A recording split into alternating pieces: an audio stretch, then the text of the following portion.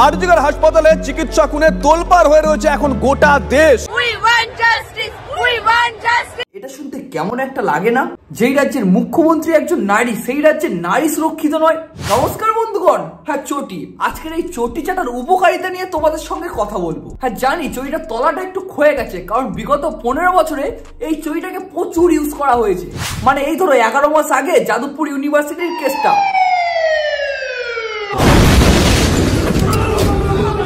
বন্ধুগণ, এই চটি জিনিসটা খুব ভালো। এটা যদি তুমি ঠিকঠাক চাটতে পারো, তোমার লাইফ পুরো সেট। ধরো তুমি প্রতিদিন সকালে উঠে এই চটিটা একবার করে চাটো, তাহলে তোমার জন্য একটা নতুন কমিউনিটি তৈরি হয়ে যাবে। তুমি যেই দোষই করো না কেন, তোমাকে সাপোর্ট দেওয়ার লোকের অভাব পাবে না। এই ধরো না, ওই আরজিকর হসপিটালের যে খুনটা হয়েছে তার মেন সিরিয়াল কিলার হচ্ছে তুমি। এবার যেহেতু তুমি চটিচাটা প্রাইভেট লিমিটেডের একজন সদস্য, তাহলে তোমাকে নিয়ে এই ব্যাপারটা কিভাবে রিপ্রেজেন্ট করা হবে? আরে দাদা তো তেমন কিছু করেছিল একটু রেপ। ও আচ্ছা, রেপ করার পরে আবার খুনও করেছিল? আরে ভাই খুনই তো করেছে, এটা আবার কোনো বড় বিষয়? নমস্কার বন্ধুগণ, ওয়েলকাম টু দা 2010 সালের পোর্টাল অনুযায়ী সব থেকে ক্রাইমলেস সিটি কলকাতাতে তোমাদের স্বাগত, যেখানে 5-6 মাস বাদে বাদে একটু কালারফুল জিনিস সমাজের মধ্যে ঘটে থাকে। এই ধরে 11 মাস আগে একটা স্টুডেন্টকে র্যাগিং করে ছাদ থেকে ফেলে মেরে ফেলা হয়। এখন আবার এক জুনিয়র ডক্টরকে প্রথমে ধর্ষণ এবং তারপরে খুন করে মেরে ফেলা হয়। এইরকম অনেক ধরনের ঘটনা ঘটতেই থাকে। এবার গরম গরম অবস্থায় অ্যারেস্ট করা হবে, কিন্তু তাদের সুনামি তোমরা কেউ জানতে পারবে না। এই বিষয়ে একটু পরে আসছি। তার আগে বলি, এই যে কেসটা আরজিকর হসপিটালে একজন জুনিয়র ডক্টরকে প্রথমে ধর্ষণ তারপরে খুন, এখানে গ্রেপ্তার করা হয়েছে সঞ্জয় নামক এক বাঞ্চোত ছেলেকে, যে একজন মাতাল সিভিক ভলেন্টিয়ার। এবং পুলিশ কমিশনার মিডিয়ার লোকেদেরকে জানায় যে ওই সঞ্জয় নামক ব্যক্তিটা গলায় হেডফোন ঝুলিয়ে গিয়েছিল ওই অ্যাপার্টমেন্টে, মানে ওই সেমিনার রুমের মধ্যে। ওখানে মাত্র 30 থেকে 45 মিনিট দাদা আমাদের ছিল।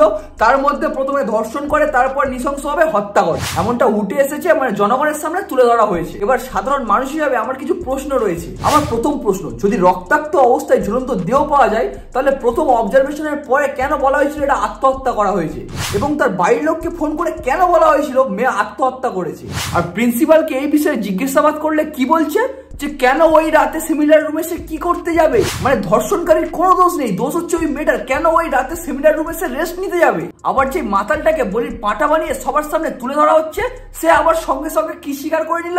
সঞ্জয় রায়কে যখন জিজ্ঞাসাবাদ করা হয়, তখন সে সম্পূর্ণভাবে কিন্তু বলে যে ফাঁসি দিলে দিয়ে দিন। খুনি নিজেই বলছে যে আমাকে ফাঁসি দিন। বিষয়টা কেমন গোড়ানো গোড়ানো লাগছে না? তাহলে এসো আজকে তোমাদের একটা গল্প শোনায়। গল্পের নাম হচ্ছে চটি চাটা। ধনঞ্জয় নামে এক ব্যক্তি, যার বাপের প্রচুর টাকা। শুধু টাকা নয়, টাকার সাথে সাথে পলিটিক্যাল পাওয়ারও প্রচুর। এই ধনঞ্জয়ের গল্প আজকে আমি তোমাদেরকে শোনাবো। আমার গল্পে এই ধনঞ্জয়ের দুটো বন্ধু ছিল, বুঝতেই তো পারছো, বড়লোক বাবা, প্রচুর টাকা, সাঙ্গপাঙ্গ না নিয়ে ঘুরলে হয়। এবার তারা তিনজনেই কলেজে পড়ে, কলেজ স্টুডেন্ট। এবার কলেজে ধনঞ্জয়ের বাবার বিরাট পাওয়ার, এক নামে ধনঞ্জয়ের বাবাকে সবাই চেনে। এবার একদিন একটা মেয়েকে ধনঞ্জয়ের খুব ভালো লাগে। এবার ধনঞ্জয় চেয়েছিল ওই মেয়েটাকে নিয়ে খাট গরম করতে, তাই প্রথমে প্রেমের জালে মেয়েটাকে একদম জব্দ করার চেষ্টা করেছিল। কিন্তু ক্যাম্পাসে ওই ধনঞ্জয়ের একটা ব্যাক রিপোর্ট রয়েছে। তো বিষয়টা হচ্ছে মেয়েটা ধনঞ্জয়কে পাত্তাই দেয়নি। এবার ধনঞ্জয়ের ইগো হয়ে গেছে হার্ট। তার বাপের এত টাকা, এত নাম, তার ছেলে হয়ে তাকেই মেয়েরা করছে ইগনোর। সহ্য করতে না পেরে ধনঞ্জয় তার দুই বন্ধুকে নিয়ে চলে গেল ওই মেয়েটাকে রেপ করতে। বেশ তিনজনে মিলে ধর্ষণ করার পরে মেয়েটাকে খুন করে। এবার বাপের প্রচুর টাকা, ছেলে কি এত সহজে জেল খাটবে? এবার তার বাবা মারলো ছুঁড়ে প্রশাসনের মুখে টাকা। এবার তারপরে যা হয়েছিল, আর এই আরজিকরের ঘটনাটা পুরো একদম হুবহু একই মিল। আরজিকর হসপিটালের কেসটাই ঠিক যেমন একটা মাতালকে গ্রেপ্তার করা হয়েছে, ঠিক তেমনই আমারও এই গল্পটাতে তার যে 2 নম্বর বন্ধুটা ছিল, সেই বন্ধুটাকেও গ্রেপ্তার করেছে। এবার এটা যেন তোমরা ভেবে নিও না আমার গল্পের মতন ওই আরজিকর হসপিটালেও 3-4 জন মিলে ওই মেয়েটাকে খুন করেছে। ওটা হচ্ছে আমার মন করা গল্প, কিন্তু পুলিশ প্রশাসন যেটা তোমাদেরকে শোনাচ্ছে ওটাই অ্যাকচুয়ালি সঠিক ঘটনা। তাহলে বন্ধুগণ, এই গল্পটা শুনে তোমরা কি বুঝলে? বাংলাদেশ সরকার আর ওয়েস্ট বেঙ্গল সরকারের মধ্যে কোনো পার্থক্য নেই। ওখানে একটু মাথা মোটার ভাগ বেশি, তাই সবকিছু করে সামনাসামনি। আর এখানে তো অন্ধা পয়সা, তাই সবকিছু হয়ে যায় পিছনে।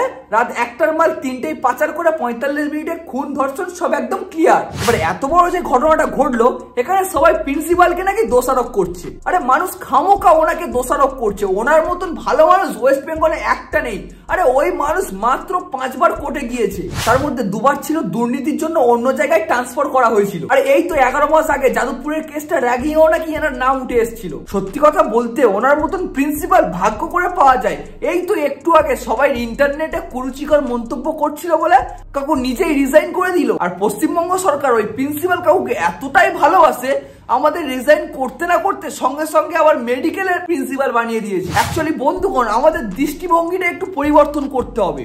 ওয়েস্ট বেঙ্গলের সরকার ভালো, আমার প্রিন্সিপাল কাকুটাও ভালো, শুধু কি আমাদের দৃষ্টিভঙ্গিটা খারাপ হয়ে গেছে। আমাদের দৃষ্টিভঙ্গিটা এমনই হওয়া দরকার, কোনো ফাঁকা ঘরে যদি কোনো মেয়েকে ধর্ষণ করা হয় তাহলে সেই মেয়েটিকেই প্রশ্ন করতে হবে তুমি কেন ফাঁকা ঘরে গিয়েছিলে। বন্ধুগণ, একটা সত্য কথা বলি, পশ্চিমবঙ্গটাকে এমন ভাবে ক্রিয়েট করে রাখা হয়েছে প্রতিটা স্তরে একটা করে চটিচাটা পাবলিক তোমরা পাবে। এই দেখো না, এত বড় একটা বাংলা কমিউনিটি, এখানে হাতে গোনা 2 থেকে 3টে ক্রিয়েটার এই বিষয়টা নিয়ে প্রতিবাদ করছে।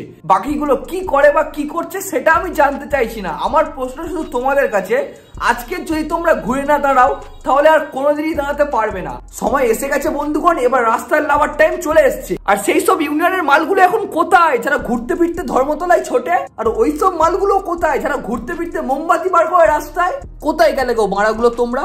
তোমরা একটু বিষয়টা ডিপলি চিন্তা করে দেখো। ভগবান রূপে যদি কোনো মানুষ থাকে সেটা হচ্ছে ডক্টর, তারাই হচ্ছে আমাদের প্রাণ বাঁচিয়ে থাকে। এবার যদি তাদের জীবন নিয়ে টানাটানি করা হয়, এরকম ভাবে ধর্ষণ করে মেরে ফেলা হয়, তাহলে এই বালের সিস্টেমে থেকে কি লাভ? বন্ধুগণ, আমি তোমাদেরকে আবারও মনে করে দিচ্ছি, সেই আরিয়ানের বিশেষ সফটওয়্যারটা আমার কমেন্ট বক্সে দেওয়া রয়েছে লিঙ্ক, এবং ওখানে গিয়ে লিখুন আমরা অ্যান্টিবাই চ্যানেল থেকে এসেছি। তোমরা দেখলে আমি কিছু সময়ের মধ্যে 39,000 টাকার বেশি ইনকাম করে নিয়েছি।